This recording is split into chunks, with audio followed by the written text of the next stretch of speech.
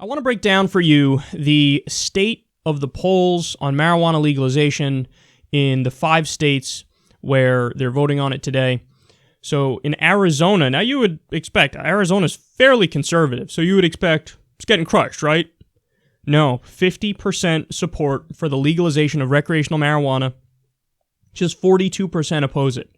So it looks like it's probably going to pass there. Now this poll is from October, but that's a pretty solid lead. In California, we're looking at 54% support for legalization. Now, they already have a medical marijuana system that's very lax. So, you go, hey, I have a fucking hangnail, and a doctor goes, okay, here, get high. Here's a prescription. So they already kind of have it, but this would just take that next step and make it official. And if you make it official, again, the snowball effect is undeniable at this point. I mean, what are you going to do? You going to fight that fucking tidal wave coming at you? Maine, 50% support legalizing recreational marijuana, 41% oppose.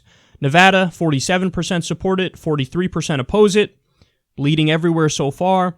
But there's at least one of the 5 states that are considering legalization where it's down, right? So we have Massachusetts, 61% support, 34% oppose. It's literally up in every single poll.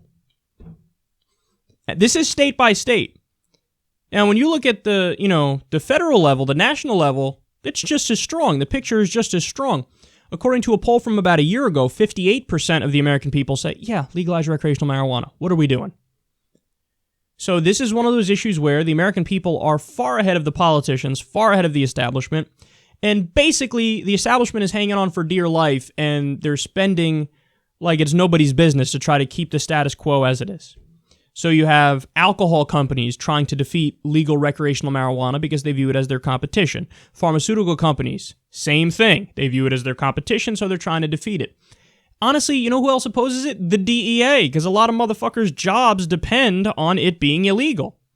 So you have a bunch of special interests who are saying, no, this is bad for us specifically, even though it's good for the country and it increases freedom and it's just better. But we're going to be selfish, and we're going to try to lobby against it becoming legalized. And we'll make all these hacky bullshit arguments, but you can't pull the wool over the American people's eyes anymore. I mean, here it is. Plain as day. They're telling you. Yeah, that's what we want to do. So there's a good chance that in 5 states, it becomes legal. Unless there was a late ad blitz by some, pharmaceutical company buying misleading ads, then maybe that won't be the case. But it looks like, at least right now, we're going to have legal marijuana in many more states. I think medicinal marijuana is going to be added in, I think, 4 more states. Or they're voting on it in 4 more states. So, happy days, man. Now, the only thing is we need the federal government to catch up, because right now, federal law is marijuana is illegal. So it almost doesn't matter what you're doing at the state level because of the way our country is structured. Federal law overrides state law. It's the supremacy clause of the Constitution. So the state might entertain, legal marijuana, but if the feds decide to come in and crack down, they have the legal authority to crack down, and there's nothing you could do. Even if you're following every state regulation and doing everything right by the state laws, the federal government could say, nope, we're going to shut it down. So that's why we have to change the laws. Now, Obama's been doing well releasing nonviolent drug offenders recently, and I give him a lot of credit for that, I really do. But you have to, at the very least, change the schedule of marijuana. Right now, it's still a Schedule 1, and the DEA recommended recently it stays a Schedule 1. If I was Obama, I'd be cracking skulls.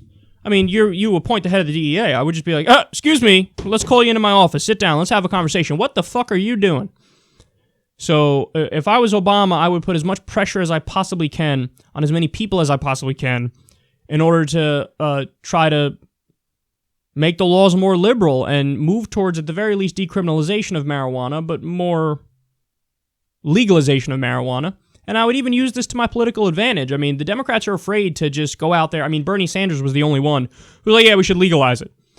But everybody else, the Democrats are like, oh, I don't know, I'm scared. It's not 97% of people agreeing with me, so even though it's 58 and it's an overwhelming majority, I'm still not going to talk about it. If the Republicans had 58% of people with them on any issue, they would never shut the fuck up about it.